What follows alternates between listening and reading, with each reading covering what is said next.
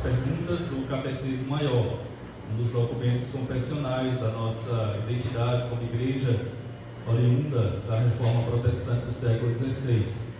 E nós vamos avançar amanhã deste dia para a pergunta de número 23.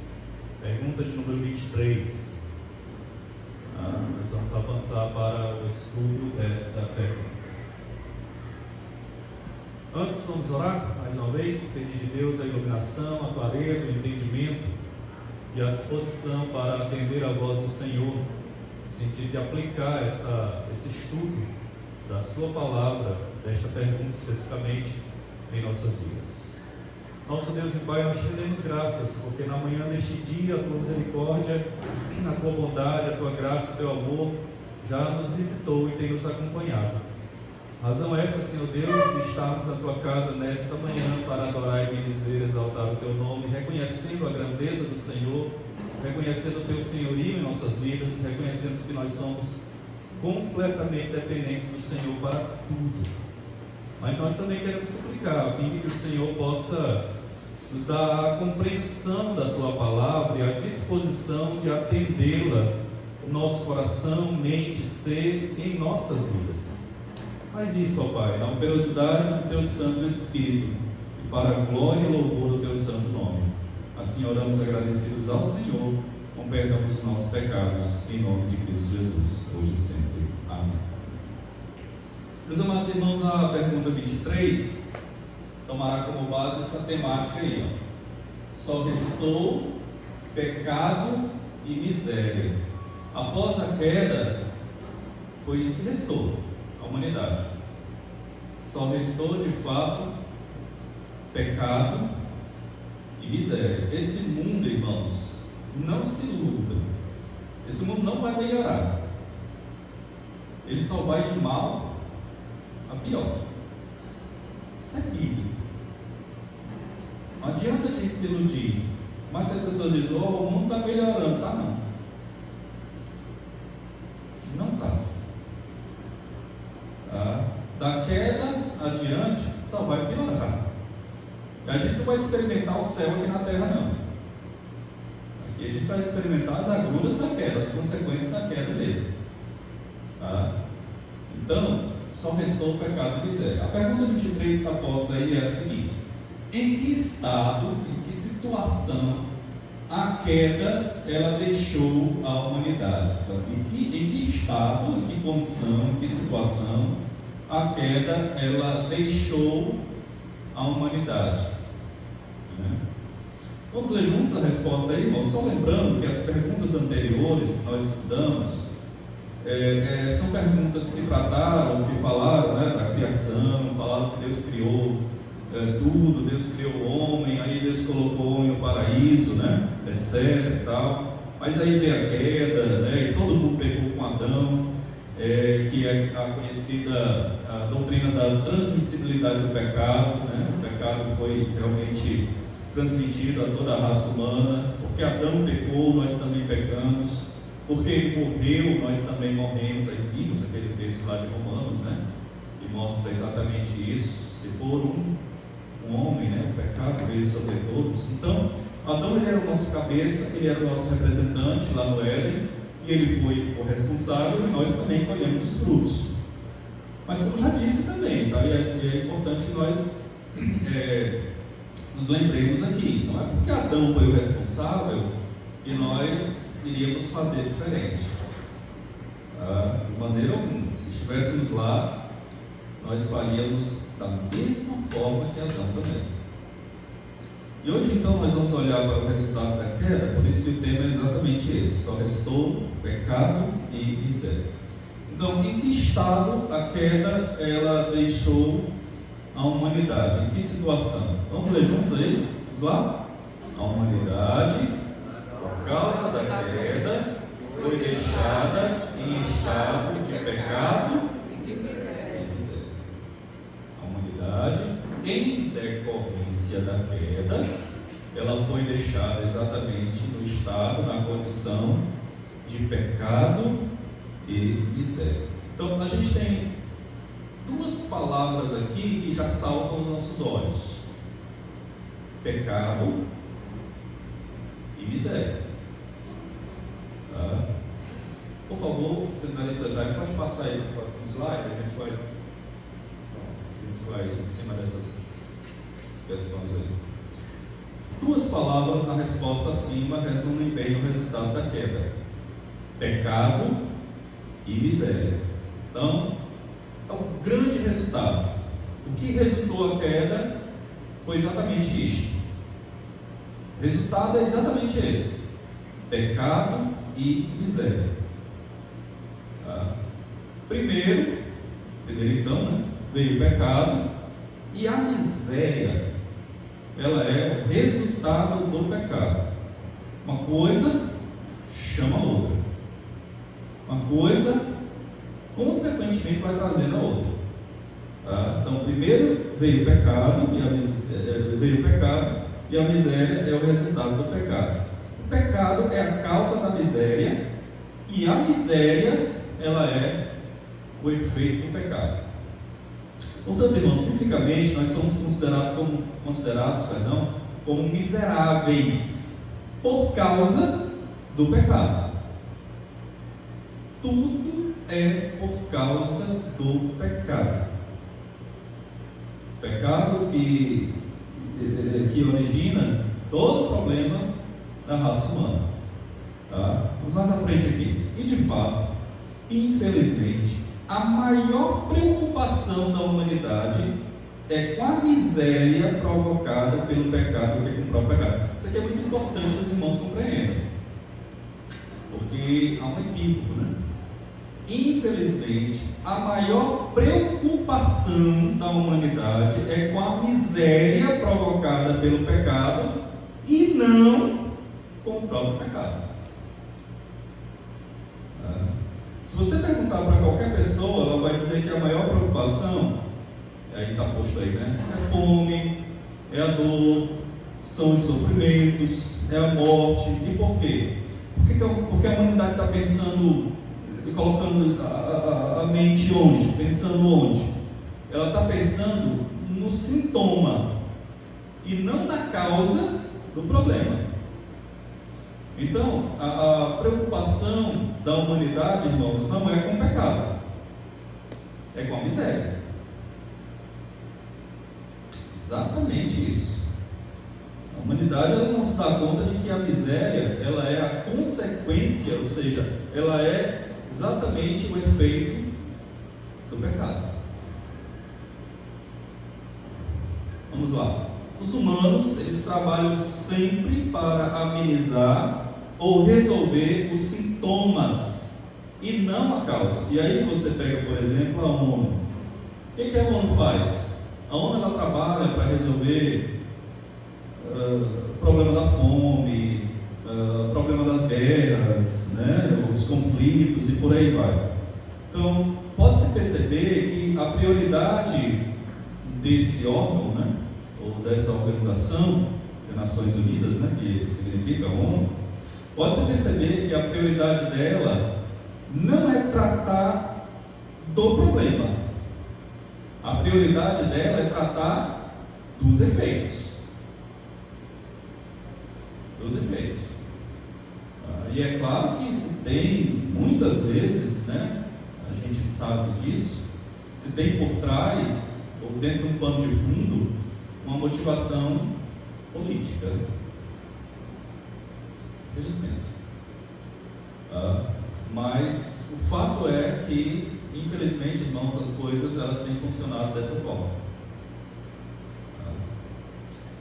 Irmãos, até aqui está claro. Alguma dúvida? Presbítero? Uma colocação, porque quando você fala da questão do pecado, a miséria, né, fome, dor, sofrimento como consequência do pecado. E quando veio os catástrofes acontecendo no mundo, essa mais recente foi a Covid, eu acho, né, nos Estados Unidos, vimos nas redes sociais muita gente falando que é porque o povo ali dos Estados Unidos está em grande pecado contra Deus. Na verdade, essas mazelas que acontecem no mundo, essas catástrofes, vêm justamente por consequência do pecado. Quando falamos isso, nós falamos como melhores do que aquele povo ali dos Estados Unidos, né? Mas por causa do pecado deles, Deus está ali pesando a mão, né? Seu Deus, na verdade, aquilo ali é um mundo gênio, na verdade. Isso. Então, quando vemos essas situações acontecendo no mundo, precisamos perceber que tudo isso é por causa do pecado. Não necessariamente ali porque Deus está manifestando sua ira naquele povo em específico. Não. Mas é por causa do estado de miséria que o mundo se encontra. Isso. E os efeitos do pecado, eles não recaíram ou não recaem apenas para os seres humanos, criaturas criadas à imagem e semelhança de Deus, mas elas também caem sobre toda a criação. Como, por exemplo, colocou o texto de Gênesis, né? Toda a criação geme e espera, né? Aguarda exatamente pelo novo céu e nova terra. Queridos, dúvidas, esclarecimentos, seminarista Jair? Está claro, irmãos? Vamos adiante. Portanto, é evidente que o mundo não tem exatamente a concepção da queda e do pecado como causadores, em última instância de todo o sofrimento do mundo. Então, você pergunta lá para as autoridades da ONU, né? Por que o mundo por que no mundo os menos favorecidos eles sofrem? O argumento deles é que tais pessoas, né, esses menos favorecidos, eles sofrem porque o ser humano ele é ganancioso, porque ele é egoísta, porque um país quer ser mais rico do que outro, aí eles vão jogar a culpa lá nos Estados Unidos, né, vão jogar a culpa no país X, no país Y, aí começam os conflitos, começam as brigas, né? Ah, pastor, mas por que o povo africano passa tanta fome, tanta desnutrição? Ah, porque os países capitalistas querem explorar, eles vão lá para aquele continente para explorar os africanos. Bom, isso é verdade? É verdade. Ninguém discorda disso. Mas em última análise, qual é a raiz disso tudo? O pecado que está lá, instalado no coração do ser humano. O pecado. É o pecado que gera ganância, a ganância pelo dinheiro, né? No caso, pelo poder e por aí vai. Uma vez eu assisti um filme, irmãos, eu achei muito interessante esse filme. Eu assisti até no cinema, muito tempo atrás. Acho que eu assisti esse filme em 2009. Um filme chamado Diamante de Sangue. Pesado esse filme. É verdade. E esse filme ele vai mostrar lá a exploração, né? Até com o Leonardo DiCaprio, né? Isso. Esse filme vai mostrar lá a exploração de diamantes em Serra Leoa, lá na África. Filme pesado mesmo. Mas aquilo ali retrata exatamente, irmãos, uma tragédia absurda. Porque ali vai mostrar exatamente o grau elevado da ganância do ser humano. São atos desumanos, fruto da ganância do ser humano, fruto do pecado. Você, por exemplo, pega aquela guerra do Golfo, né? Petróleo, essa ganância também, né? Você vê, por exemplo, essa discussão em torno da Amazônia, né? Quem é que controla a Amazônia? Ninguém ali está preocupado com árvores, irmãos. Ninguém ali está realmente preocupado com como que ela produz. Meus irmãos, as pessoas ali estão preocupadas, né? É exatamente com que elas podem se beneficiar. Ninguém ali está preocupado com o solo, com as plantas raras, né? Por isso que lá tem ONGs em todo lugar do mundo. Ou recebendo de fora, ou recebendo dinheiro do governo. Então, irmãos, o que eu quero dizer? É que o problema, ele gira exatamente em torno do pecado, da ganância e desse desejo, dessa busca desenfreada do homem por dinheiro. Por aí vai. É a situação séria. Mas o problema, a centralidade dele está exatamente nisso, no pecado. E as consequências espiral. Está claro, irmãos? Vamos adiante. Aliás, muitos têm negado a ideia do pecado, né? Uma religião que agora surgiu aqui no Brasil já faz algum tempinho, religião denominada de ciência cristã. É uma religião que vai muito por uma linha, que é uma linha mística, né? Podemos considerar. Ela aborda e incentiva o poder da mente, né? Ela diz que as suas palavras têm poder. Por aí vai, assim por diante. Então, essa religião, ela nega totalmente, ela nega a ideia do pecado. Para ela não existe pecado. Ela entende que tudo está debaixo da natureza do ser humano, o ser humano foi corrompido e que a sociedade também corrompe, o meio corrompe o ser humano. Que, por exemplo, né, eles dizem, a ocasião faz o ladrão. Quando na verdade a gente sabe que a ocasião só revela aquilo que a pessoa é. Ela não faz. Então, eles dizem que o meio que a pessoa está pode influenciar. É claro, irmãos, muitas vezes influencia, sim, é óbvio. Mas nós sabemos que existem N casos de pessoas que nasceram, cresceram, conviveram dentro de uma favela, seja, né? Mas pessoas que optaram por ir à escola, por estudar, por fazer faculdade, por trabalhar, por se tornarem bons profissionais.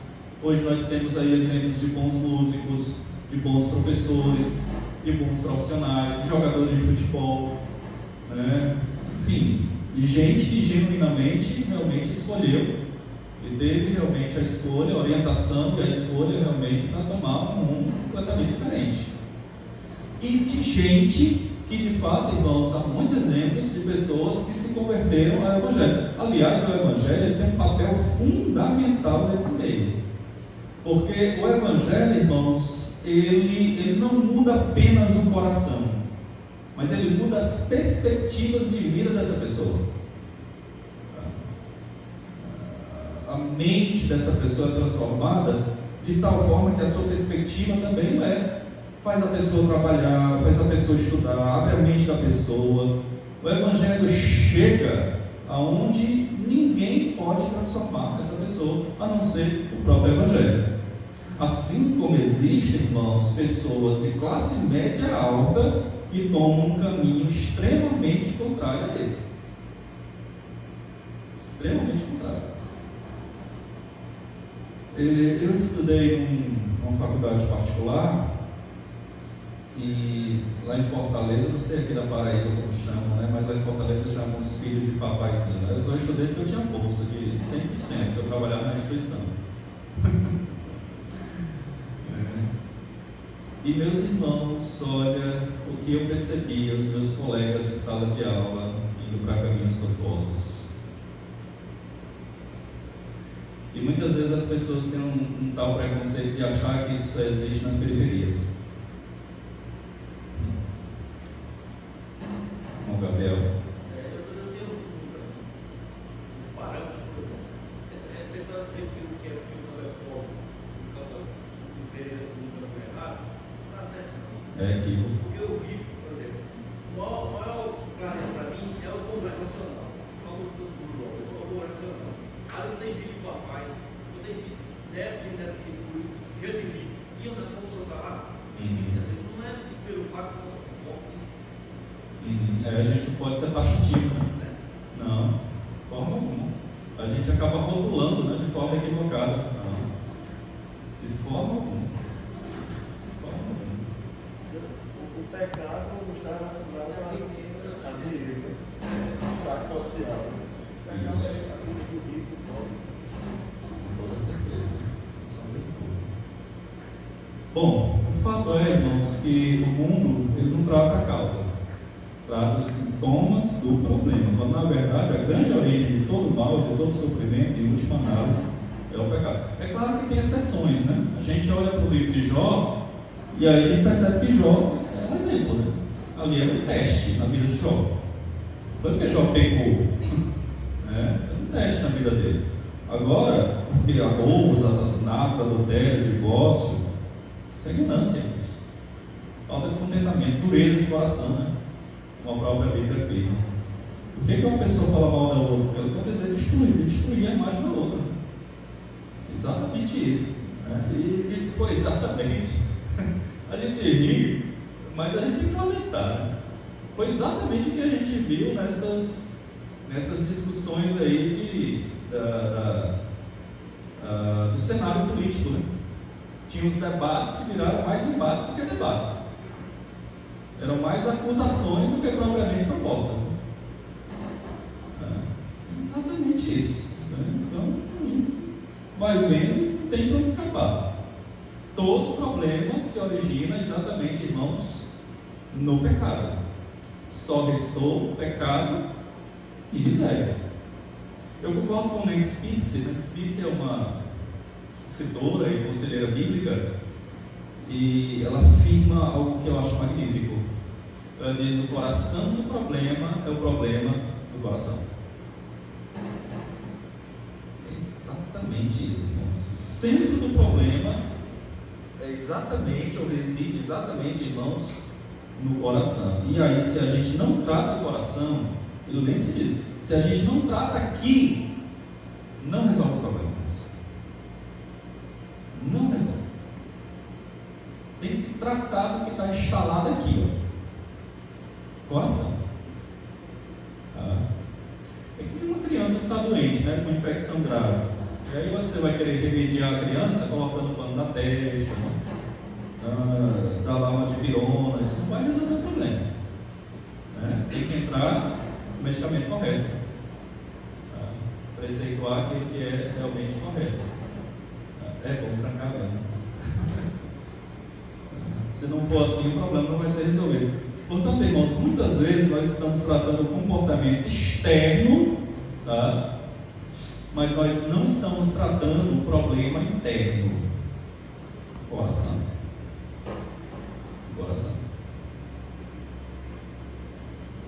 Mais adiante, o autor vai dizer o seguinte: ó, precisamos concordar com Gerhard Voss. Gerhard Voss, ele é o comentarista do Catecismo Maior. Tá? E ele afirma algo que eu acho magnífico. Ele diz assim, ó, quando ele diz que o grande erro da visão moderna é considerar tudo como normal. Isso aqui é um ponto importantíssimo.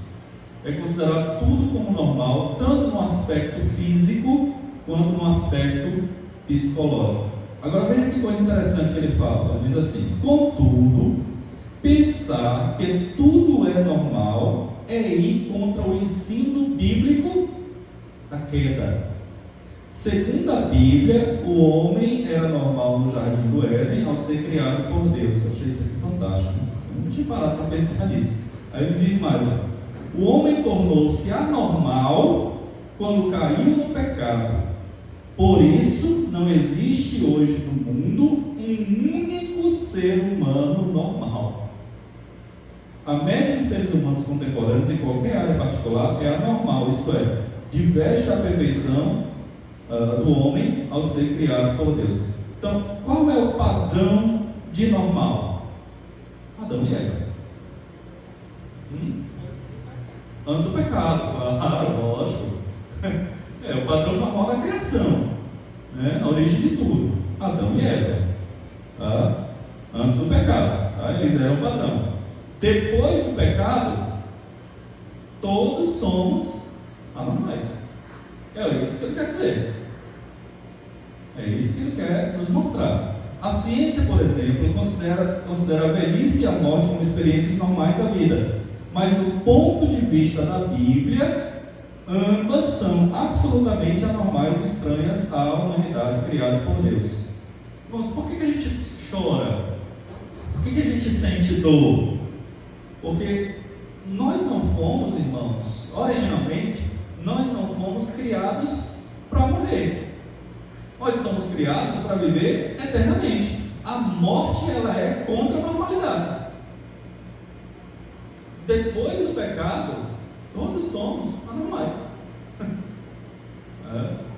Portanto, ele diz aí, ó, ao fazermos uma análise bíblica do comportamento da humanidade, nós jamais podemos desconsiderar a miséria que ela se encontra, consequência inevitável do seu pecado em Adão. Deixa eu dar um exemplo aqui. Há 200 anos atrás, a homossexualidade ela era considerada um pecado. Há 200 anos atrás, há 2 séculos atrás. Com a chegada de Freud, que foi chamado lá o pai da psicanálise, né? Aí depois chegou Jung, Roger, Maslow e por aí vai, né? Esses camaradas todos aí. Todos eles afirmaram que a homossexualidade ela é fruto de um distúrbio, é uma doença. E aí passou-se a tratar a homossexualidade como um distúrbio, como uma doença. 100 anos depois, né, tempos agora mais recentes, nos dias de hoje, a homossexualidade ela não é vista nem mais como um pecado e nem mais como uma doença. A homossexualidade hoje ela é vista como algo normal. Normal. Nos dias de hoje, irmãos, a homossexualidade é uma opção que a pessoa faz. Ela diz: eu quero viver com uma pessoa do sexo igual ao meu. Aí vem a palavra homo, né, que quer dizer igual, pessoa do sexo igual, do mesmo sexo. Existe até um artigo antigo, né, de um jornalista que escrevia para a revista Veja, jornalista chamado Arnaldo Japô. Esses irmãos recordam aqui dele. E ele estava falando exatamente sobre essa questão da homossexualidade. E ele foi construindo o seu pensamento, né, o pensamento dele, e aí ele disse o seguinte, ele disse assim, dentro da construção lá dele, né, ele disse: hoje em dia, a homossexualidade ela é considerada como uma coisa normal. Mas eu quero ficar esperto para que, antes que seja o dia em que ela se torne uma coisa obrigatória. Irmão Gabriel. E mais me deixa preocupado é o seguinte: é que uma coisa que você não concorda, a sociedade impõe você aceitar isso. Isso, eles vão colocar com ela abaixo. Exatamente. Estava querendo, seja, agora estão vendo querer que eu concorde com isso. Pois é, irmão Gabriel, essa acusação, né, que é uma acusação efervescente, que as pessoas dizem que a igreja evangélica ela é homofóbica, não é verdadeira, não. Não é verdadeira. A igreja de Cristo, irmãos, conforme está escrito lá em Apocalipse, ela é aberta para todos, mas ela não é aberta para tudo. Não é e nem deve ser. A igreja, ela deve e de fato ela acolhe a todas as pessoas, mas a igreja não é obrigada a concordar com tudo, de forma alguma, porque a igreja, ela não é e ela nunca deve ser regida pelas decisões da sociedade. Como o povo diz, a voz do povo é a voz de Deus. Não é. Não é. A igreja também não é regida pelas decisões das cortes, né? Por mais realmente egregias, merecedoras de admiração e respeito que elas sejam. A igreja tem como única regra de fé e prática a palavra de Deus, a Escritura Sagrada. A igreja, irmãos, ela é e deve ser aberta para todos, ela deve acolher a todos, mas a igreja não pode acolher o pecado em nome do pecador. De forma alguma. A igreja de Deus, ela não é inclusiva. A igreja de Deus, ela chama todos ao arrependimento. É isso que a igreja realmente faz, irmãos.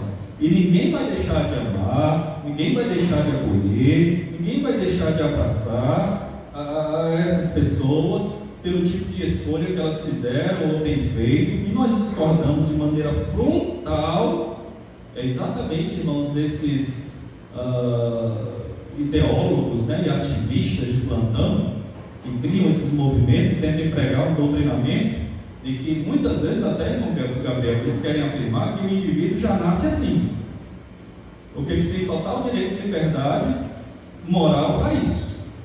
E nós entendemos, à luz da ciência, à luz da Bíblia, que quando Deus criou o homem e a mulher, lá em Gênesis 1, capítulo 26, Gênesis 2, se não me engano é o verso 7, que Deus criou homem e mulher à sua imagem, conforme a sua semelhança. E do ponto de vista biológico, ele define, a gente define, do ponto de vista biológico, XX e XY. Então, não tem outra alternativa biológica na estrutura do ser humano. Ou ele é XX, ou ele é XY. Ou ele é do sexo masculino, ou ele é do sexo feminino. Quando um bebê ele nasce, né, já tem na sua carga genética a definição se ele vai ser masculino ou se ele vai ser feminino. Quando ele vai sendo gerado lá, né, no ventre da mãe, quando ele é formado, já está sendo ali gerado, né, no ventre da mãe, os órgãos naturais feminino, os órgãos naturais femininos, se for mulher, os órgãos naturais masculinos, se for macho. Biologicamente não ser comprovado. Quando ele nasce um bebê, ou menino ou menina. Só que o que esses ideólogos e ativistas querem impor hoje nessa agenda? É que quem vai decidir é a criança. O que eles têm colocado, imposto, é exatamente isso. E esse tipo de doutrinação, eles têm tentado empurrar a goela abaixo. E nós não podemos concordar com isso e jamais admitir isso. Irmãos, eu não posso concordar que uma filha minha entre num banheiro ao lado do menino, ao lado do marmanjo. De forma alguma, irmãos. Não posso mesmo. E nós não podemos. Então essa pauta, ela precisa, foi muito bom, irmão Gabriel, ter colocado isso, o senhor ter colocado isso, porque essa pauta, ela tem que ser de fato discutida, ela tem que ser de fato combatida, e as consequências dela tem que ser mesmo, o cristão tem que combater. Eu não preciso fazer a mesma coisa que o outro faz para amá-lo, para acolhê-lo. Eu preciso sim, se eu de fato amo, eu preciso levá-lo exatamente ao reconhecimento de que é pecado. Eu preciso levá-lo exatamente à condição, pelo Espírito Santo, lógico, de um arrependimento. Explicar que tais pessoas, com tais atos, não têm parte do reino dos céus. Porque a Bíblia mostra isso. Que tais pessoas, com tais atos, realmente não têm. Irmãos, para finalizar esse ponto, os tempos mudam. Os tempos mudam. As coisas mudam. Mas a palavra de Deus permanece a mesma sempre. E nós somos regidos por uma única regra de fé e prática, que é a palavra de Deus. Finalista já é. Acho que um exemplo para a gente pensar sobre esse tema é o que está lá em 1 Coríntios capítulo 6, né? Como Paulo trata esse problema, também já existia, né? Uma outra situação cultural, mas que já era uma situação na igreja, né? E no meio de tantas outras práticas e características, né? Ele é bem claro em dizer que os que fazem essas coisas, eles não herdarão o reino de Deus, né? Mas ele também diz, né? Vocês eram assim. Isso. Ele estava ciente de que naquela igreja, certamente, tinha pessoas que vinham dentro ou que já tiveram Esse tipo de prática, né? que concordam com o afetivo, vamos dizer assim. E ele não faz isso separando a parte, ele não faz isso dizendo, saia dessa igreja, né? Essa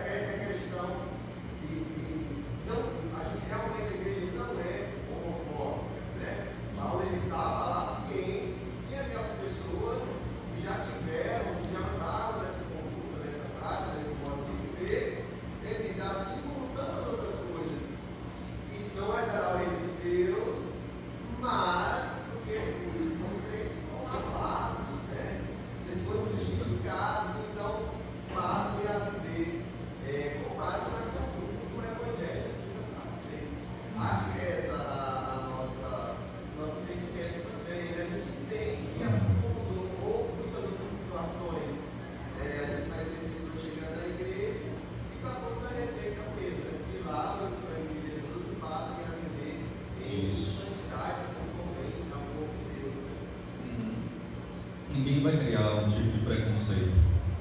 De forma alguma. Ninguém vai fechar as portas do coração. De forma alguma.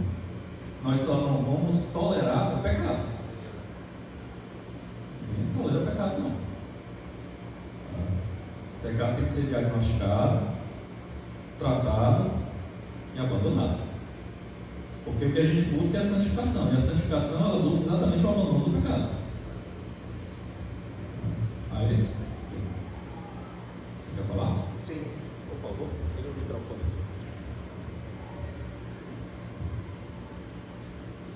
Mais uma vez, bom dia a todos. Bom dia. Este assunto é rico e meio também complexo na questão da interpretação para nós entendermos. Acho que a primeira coisa que nós temos aí, a pergunta feita, em que estado? Isso. Em que estado o pecado deixou a humanidade? Temos aí duas, né? Dizer. Primeiro, acho que vamos tentar entender como é que surgiu o próprio pecado. Nós vimos que quando Deus fez tudo, segundo os estudos que nós já tivemos, deu a liberdade ao homem de desfrutar de tudo quanto Deus fez, exceto a árvore do conhecimento do bem e do mal. Dela não toca. Obediência. Dei tudo a você, deves ver essa obediência, que mostrava que Deus estava lá. Então, sempre que o homem tivesse que olhar naquela árvore, tinha que pensar: Deus está aqui, por isso é que não posso tocar nela, aquele espaço exclusivo dele. Vontade de querer ser igual a ele, aquilo que o pastor depois diz, queremos ser melhor do que os outros, fez com que tirasse do fruto, comesse. Surgiu o elemento pecado. Desobediência trouxe o pecado. O pecado nos trouxe até a miséria que nós vivemos hoje. E neste parágrafo, nesse slide que nós temos aí, tem uma coisa importante aí. Como eu disse, que eu vou começar mais ao meio. O grande erro da visão moderna é considerar tudo como normal, tanto no aspecto físico quanto no psicológico. A Eva foi aproveitada por causa do seu psicológico. Se nós vemos o versículo 6 do capítulo 3 de Gênesis, vamos ver que ela apreciava a árvore e via que os frutos eram bons para se comer. Então, quando o maligno foi conversando com a Eva, já teve uma abertura. E mesmo em Timóteo encontramos a mesma coisa. Diz que o desejo do nosso coração, aquilo que nós dizemos, todos nós somos pegos em função daquilo que nós mais desejamos. Se o meu coração é mais furtivo em ter o carro de última geração, e o meu salário não chega para ter carro de última geração, o que é que vai fazer? O maligno vai atuar em minha função do meu desejo para eu conseguir aquele carro. Não importa se de forma lícita ou ilícita. Se eu tenho que matar para conseguir, se eu tenho que roubar para conseguir, o importante é que eu queira ter aquele carro. Ele nos traz neste lado. Ali é que vemos esse psicológico aí, pastor. Porque nós vemos que o lado psicológico é muito mais forte que nós precisamos de facto dominar para termos, como diz, o domínio próprio, porque o nosso domínio próprio vem a partir desse psicológico. Enquanto nós não tivermos, será complicado para nós. Vejamos, como é que uma pessoa, pastor, consegue se masturbar? É psicológico. Não está a pessoa lá na frente dele, imagina a pessoa e ele se masturba. Os que defendem esse lado homossexual, como é que eles, qual é a base que eles têm? Colocam na cabeça que todos são livres e trazem assuntos condizentes. E nem todos que são, como o pastor disse anteriormente, que alguns provavelmente têm uma doença, mas que nem todos são doentes. Por isso é que também o Paulo diz que foram inteiros as questões do quê? Infâmias romanos. Homem contra homem, mulher com mulher, pai mata filho, filho mata mãe, não sei o quê. E essas coisas todas foram existindo em que tudo isso aqui é desobediência. E as consequências são todas essas. O nosso psicológico mais que a gente precisa dominar esse desejo do nosso coração para talvez começamos a fugir de tudo isso. Quantos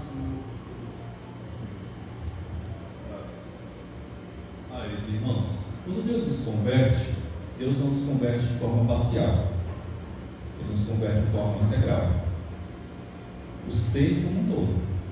Inclusive as nossas emoções e motivações, elas são inclinadas a fazer tudo aquilo que a palavra de Deus preceitua. Por exemplo, em casos especificados por Aires, e outros mais que nós conhecemos, nós precisamos entender que o princípio bíblico é que o nosso corpo, ele é templo de quê? Exatamente. Então a gente precisa santificar o nosso corpo.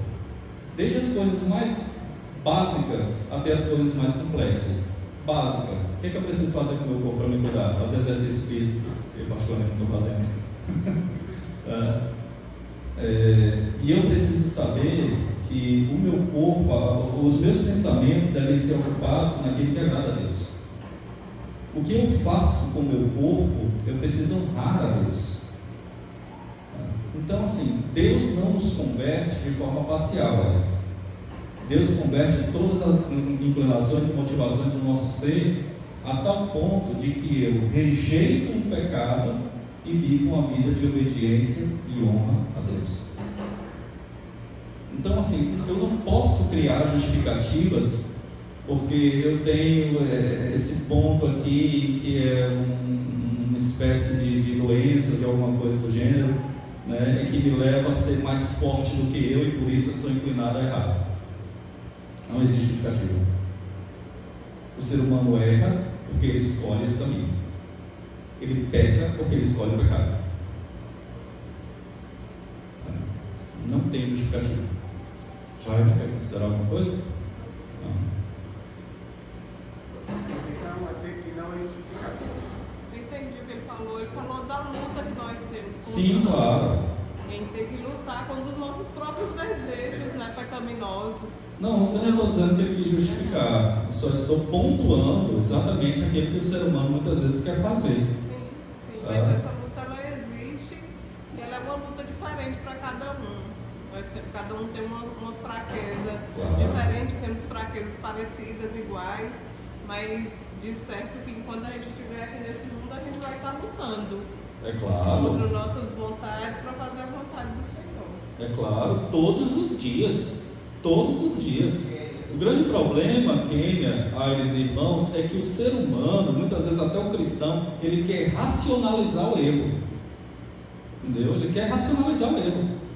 Quando a Bíblia não dá margem para a gente dar justificativa para o erro. Acho que é genuíno, é importante destacar aí o que ele falou, a gente saber que é genuíno o que aquela pessoa sente, a dificuldade que ela sente, é genuíno ela sentir. É verdadeiro que ela sinta, mas só que nós submetemos o que é que a gente sinta e o que é que a gente deseja à palavra de Deus, à obediência de Deus. Então eu entendo que você sinta que seja difícil, como também para nós pode ser difícil por algumas outras coisas, mas seja lá o que for, isso tem que estar sujeito a Deus. Isso. Ao fato de Deus ser soberano sobre todas as coisas. Sim. A palavra também nos diz que não há em nós que Deus nos dá uma carga maior do que aquilo que nós possamos fazer. Sim, perfeito. Então, às vezes, eu não posso fazer, mas ninguém pode, na verdade, quem pode é Deus ainda em nós. Com certeza. Mas ao mesmo tempo, ele que a gente se santifique. Eu acho que esse é o nosso papel. É claro, esse é o nosso papel.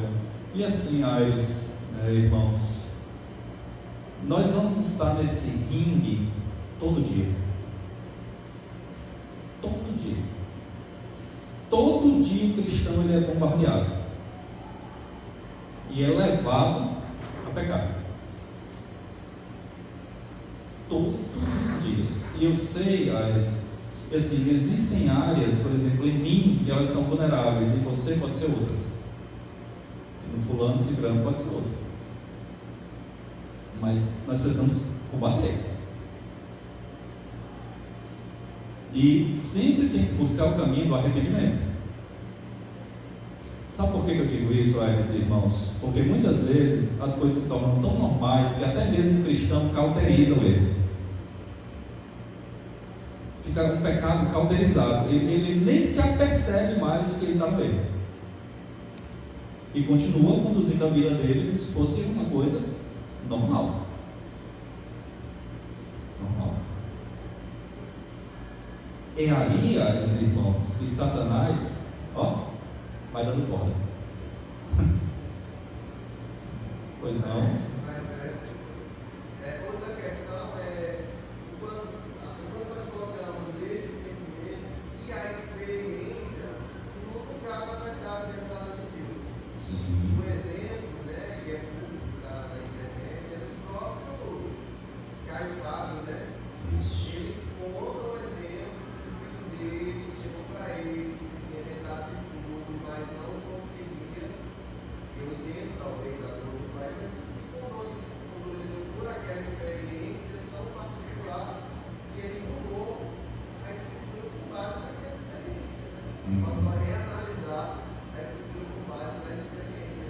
E não é isso que Não. submeter as nossas experiências à luz da escritura que acontece. Claro, sem sombra de dúvida. Bom, é isso. Isso ficou claro. Paulo em Filipenses diz assim: desenvolvei a vossa salvação. O que é essa salvação? Santificação. Existe o papel de que o Espírito Santo atua, mas existe também aquilo que nós precisamos fazer.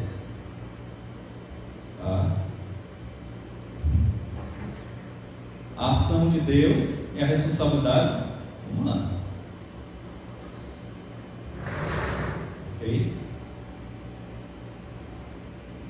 E aí, quando a gente vai olhar para as cartas paulinas, há muitos termos que ele diz lá: despojai-vos, né, que é revestir-vos. Ou seja, tirar isso, colocar isso outro. Simples. Mas é uma luta. Vamos à frente para a gente concluir essa parte aqui, irmãos. Vamos lá. Então, perceba como é que o mundo, ou como o mundo, ele vai empurrando para que todo tipo de pecado e todo tipo de miséria seja realmente uma coisa normal, quando nós sabemos que não é normal. Então a gente vai sendo empurrado para dentro desse sistema, que é um sistema mundial mesmo, de querer transformar as coisas anormais em coisas normais, quando nós sabemos pela palavra que não é. Tem um salmo, acho que é o Salmo 78, eu não lembro bem, não lembro mesmo, mas ele diz assim, um versículo do Salmo que diz, destruídos os fundamentos, o que poderá fazer o justo? E a gente sabe que os fundamentos estão sendo destruídos, irmãos. O que era um erro há alguns anos atrás, hoje se tem tratado como uma coisa normal. Vamos lá, olha, irmãos, uma coisa básica, que parece ser básica, mas é muito mais sério do que a gente pensa. Domingo, dia do Senhor, tem muito crente convertido que está negligenciando o dia do Senhor e encarando isso como se fosse uma coisa normal.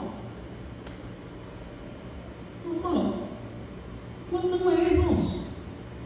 Quando é um mandamento bíblico, guarda o dia para o santificar. Tem gente trabalhando quando poderia ter a opção de estar parado, negligenciando. E a vida vai se arrastando, e você vai encarando isso como algo normal. Tem gente que mente com a naturalidade, que acha que aquilo não é mais pecado. Normal. Tem gente que adultera aí afora, que não tem nem peso na consciência. As coisas elas vão se transformando como algo normal, quando a Bíblia diz que não é. E mostra que não é.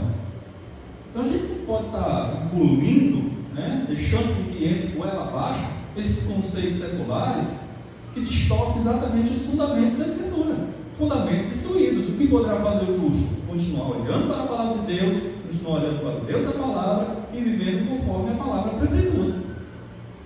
É dessa forma que o justo deve viver e fazer. Por mais difícil que seja, por mais que a luta seja constante e diária, e que as áreas vulneráveis existam na minha e na sua vida, mas nós precisamos continuar firmes nessa batalha.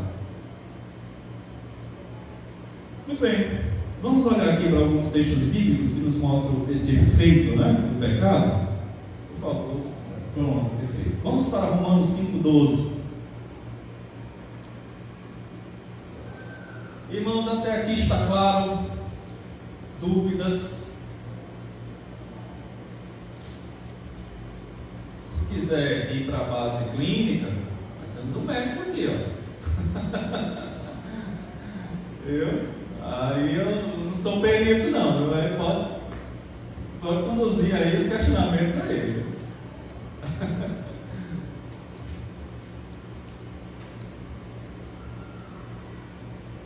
Mas é um médico cristão, viu? Acima de tudo. Vamos lá. Romanos, capítulo 5, verso 12. Temos um biólogo aqui também, É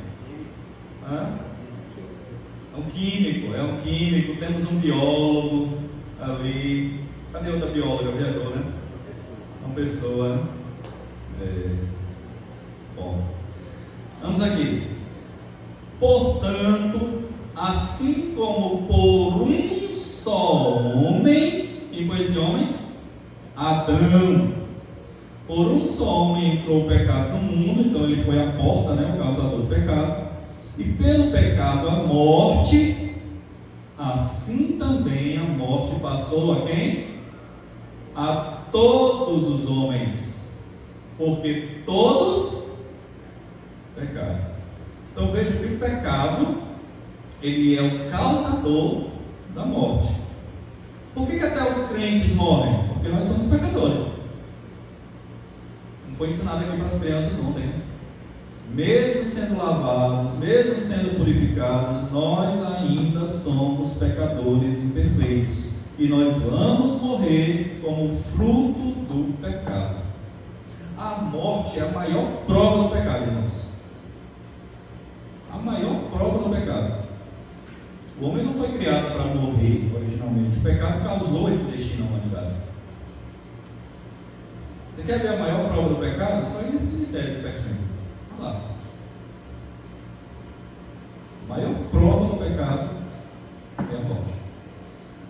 O salário do pecado é o quê? Morte. O dom gratuito de Deus é a vida eterna. Segunda coisa, o pecado é o causador da condenação. Vamos agora para avançar aqui as páginas para Romanos 6, 23. Exatamente isso que mencionamos há pouco. Texto bem emblemático, Romanos 6, 23. Porque o salário do pecado, o que é o salário? O salário é aquilo que você recebe como recompensa. Pagamento, exatamente. Porque o salário do pecado, ou seja, aquilo que você recebe, aquilo que você ganha por causa do seu pecado, é a morte.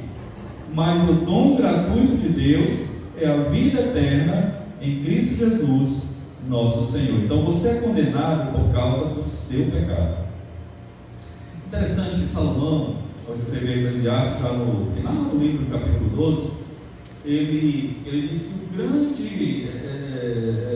grande resumo da vida, essa busca frenética por coisas, prazeres, que tudo isso é vaidade, é correr atrás do vento. E aí ele dá a recomendação dizendo que o segredo é teme a Deus e guarda os seus mandamentos. E meus irmãos, se a gente não tirar os olhos do mundo, desse mundo, por um instante, a gente enlouquece. Porque esse mundo aqui, ele nos prende demais. Nos prende bastante mesmo. E o ciclo, é interessante que o ciclo é exatamente esse, Você nasce, aí você tem que ser amamentado. Amamentou, aí você vai engatinhar. Engatinhou, você come papinha. Comeu papinha, você cresce, né? Vai desenvolvendo, né? Vai para a escola. Estuda, termina de estudar, tem que estudar mais. Aí depois você casa. Depois que casa, tem que comprar uma casa. Aí você vai viver, vai ter filhos. Aí tem que melhorar a casa. Faz um puxadinho aqui, um puxadinho ali, né? Troca os móveis, tem que trocar a geladeira, tem que trocar o fogão, tem que comprar uma TV nova, porque a antiga já não dá mais. Tem que comprar outra cama, né? Porque a antiga já envelheceu. Tem que trocar o carro, porque o seu está velho. E aí, irmãos, a vida vai te empurrando para esse eixo que é interminável e por vezes sufocante. Só que se você não sai dessa vivência por um instante, você acaba se esquecendo de que a vida ela é muito maior do que tudo isso. Que a vida tem um propósito para além disso, para além do aqui e do agora, para além desse mundo. Pega, por exemplo, a vida de um ímpio, né? Em que se resume a vida de um ímpio? Trabalhar, ganhar dinheiro e desfrutar. Trabalhar, ganhar dinheiro e desfrutar, sem nenhuma responsabilidade e sem nenhum temor a Deus. A vida dele se resume a isso. Meus irmãos, o pecado destruiu tudo. Até aquilo que era para ser bom se tornou ruim por causa do pecado. Ele destruiu tudo. Quantas vezes, irmãos, a gente faz coisas boas, mas com motivação errada? Quantas vezes? O pecado destruiu tudo. Tudo. Terceira coisa, e última, né? Esse ponto. O pecado é o causador de todo tipo de miséria. Vamos abrir aqui em Romanos 3, a partir do verso 9. Romanos 3, a partir do verso 9. Romanos, irmãos, do capítulo 1 a 3, irmão, terceiro, né? O apóstolo Paulo, ele mostra a corrupção e a depravação da raça humana. E aí, quando chega aqui nesse ponto, ele vai encerrar o seu pensamento, ele vai encerrar dizendo o seguinte, né? Ele vai tratando sobre a corrupção da raça humana, né? E aí ele vai encerrar dizendo o seguinte: o que se conclui disso tudo? Temos nós qualquer vantagem, ou seja, nós judeus temos qualquer vantagem em relação aos gentios? Eles não, de forma nenhuma, pois já temos demonstrado que todos, tanto judeus como gregos, estão debaixo do pecado, como está escrito. Agora Paulo vai dar uma sequência de textos aqui, tá? Paulo vai expor as nossas tripas espirituais. Veja o que ele diz, ó. Olha só o que ele diz: não há justo nenhum sequer. Ele está citando aqui Eclesiastes, né? Não há quem entenda, não há quem busque a Deus, todos, sem exceção, todos se extraviaram, a uma se fizeram inúteis, ou seja, todo mundo se afastou do caminho de Deus. Ele vai mais além. Não há quem faça o bem, não há nenhum sequer. Aí você pode dizer: mas pastor, tem tanta gente que faz o bem aí fora, pastor, mas até o bem que essa pessoa faz está manchada pelo pecado, por causa da motivação dele. A garganta deles é sepulcro aberto. Sepulcro aberto, irmãos, é algo que cheira mal, que inala mal. Só exala o que é ruim, né? Com a língua urdem engano, veneno de víbora está nos seus lábios. Olha que coisa. Olha o diagnóstico do ser humano. A boca eles a têm cheia de maldição e de amargura. São seus pés velozes para derramar sangue, ou seja, para fazer aquilo que é errado, eles são velozes. São velozes.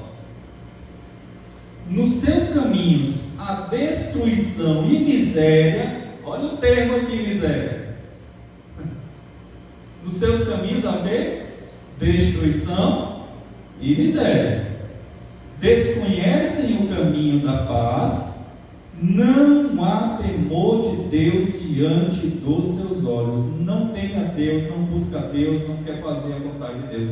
Irmãos, isso aqui é a radiografia do nosso coração, do nosso pecado. A não ser que a graça de Deus venha e nos transforme, não será assim. Exatamente dessa forma. O pecado destruiu tudo, irmãos. Tudo. O ser humano era perfeito nesse pecado. Vamos lá, então você comprou um carro zero. Aí vem lá um cidadão, um agente satanás, pega lá a chave de fenda, faz assim.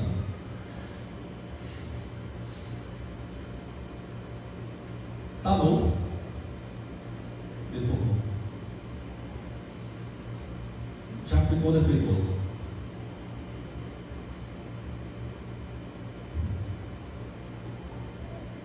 O pecado fez muito mais que isso, irmãos. Ele destruiu tudo. Tudo. E não só o ser humano que foi colocado pelo Deus. A terra cheia.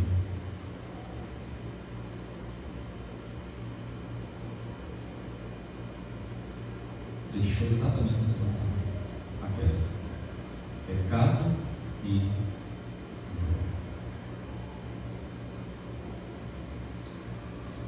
muito bem. Está claro? Alguma dúvida? Tranquilo?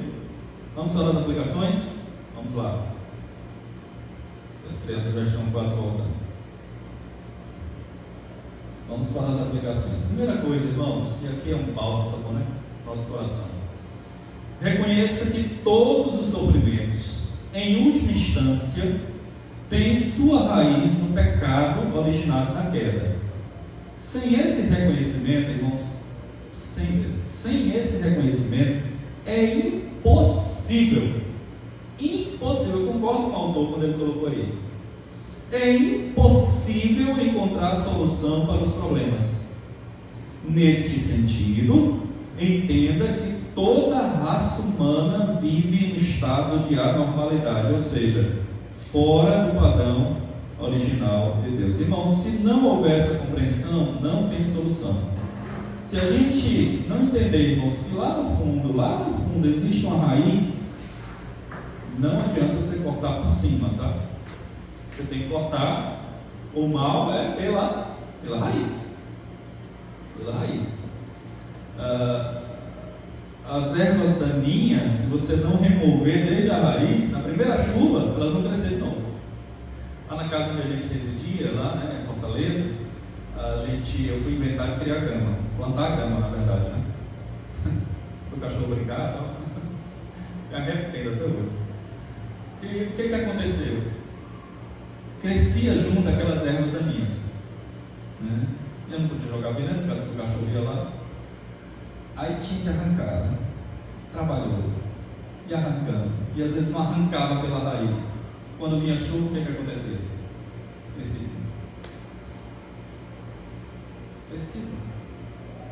Irmão, se não arrancar o mal pela raiz e injectar aqui, ó, coração. Se não for transformado verdadeiramente, de forma genuína, vai crescer tudo. Com o pecado, irmãos, a gente não pode deixar crescer. A gente tem que cortar. E tem que cortar pela raiz. Lembra que Jesus afirmou? Se o teu olho te faz pecar, arranca-o e joga fora. Ele não está dizendo para você fazer isso literalmente, né? Mas ele está dizendo para você cortar o mal pela raiz. É assim que tem que ser, né? É assim que tem que ser. Presbítero, você quer falar? É assim que tem que ser, irmãos. Então, se a gente não entender que a raiz do problema, ou dos problemas, é o pecado, irmãos, a gente vai estar sempre paliativo, né? E por vezes até querendo racionalizar ele. Segunda coisa, creia, né, que a Bíblia ela é suficiente e eficiente para todas as coisas, porque ela tem respostas a todos os sofrimentos humanos. Primeiro, porque ela apresenta uma verdadeira antropologia, o estudo do homem, né? E segundo, porque ela aponta para a única e perfeita solução. A gente vai ver isso na próxima publicação, né? Irmãos, a Escritura é perfeita, não tem igual a ela. Ela tem todas as respostas. Ah, pastor, mas a Bíblia não é um livro de ciências, e nem se propõe a isso. Mas quem é que conhece o coração da pessoa? É Deus ou a ciência? Deus. Não estou aqui, jamais vou descartar a ciência, tá? Nós temos excelentes profissionais em determinadas circunstâncias, irmãos, no tratamento, à base de consultas, psicólogo, psiquiatra, tá? E o uso de medicamentos é de suma importância. Mas o que eu quero dizer é que a Bíblia, ela vai onde ninguém mais vai. Ela atinge onde ninguém mais atende. Por favor, abramos as nossas Bíblias aí em Hebreus, capítulo 4, verso 12. Hebreus 4, 12.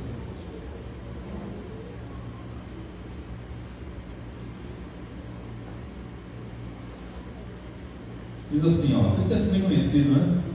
Porque a palavra de Deus é viva e eficaz. A palavra eficaz aqui no grego é energés, né? Ou energés, fala de energia, né?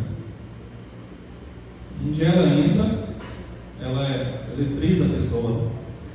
E mais cortante do que qualquer espada de dois gumes, aquela espada que corta com dois fios, né? Tanto de um lado quanto de outro. Então, quando a Bíblia entra, ela corta dele. E penetra até o ponto de dividir alma e espírito, juntas e medulas, ou seja, ela divide o indivisível. E é apta para discernir os pensamentos e os propósitos do coração. Ou seja, ela vai onde? Ela vai na fonte do coração. Onde ninguém pode atingir, ela vai. É o espelho da alma. Por fim, irmãos, busque soluções para o sofrimento humano na graça de Jesus Cristo, e esse é o único modo para se obter mudanças verdadeiras que tratam as causas e não somente os sintomas. Não queira tratamentos paliativos quando o problema não é mais profundo, o coração. Graça de Jesus, ela muda tudo, irmãos. Eu encerro esse estudo lembrando-nos da frase de John Newton. John Newton foi o autor daquele hino, Amazing Grace, maravilhosa graça, né? E John Newton, ele certa vez falou algo muito belo. Ele disse o seguinte: eu sei que eu não sou o que eu deveria ser. Ele afirmou isso. Eu sei que eu não sou o que eu deveria ser. Eu sei que eu ainda não sou o que um dia eu serei. Mas eu também sei que eu não sou mais aquilo que um dia eu fui. Eu acho isso belíssimo. Eu sei que ainda não sou o que um dia serei. Completamente santo, né? Eu sei que eu não sou o que eu deveria ser. Eu sei que eu sou um pecador, eu deveria ser mais santificado. E ele termina dizendo: mas eu também sei que eu não sou mais aquilo que um dia eu fui. Portanto, meus irmãos, graças a Deus, porque a gente não é o que deveria ser, a gente ainda não é o que a gente vai ser um dia, mas a gente também não é mais aquilo que a gente foi. Graças a Deus por isso, porque nós não somos mais escravos do pecado. Graças a Deus por isso. Nós somos servos do Deus Altíssimo. Ele nos ama, Ele nos santifica e Ele cuida de nós a cada dia e a cada dia mais. Então, hoje nós temos que ser melhores do que ontem, viu? E amanhã melhores do que hoje, e assim sucessivamente, para a glória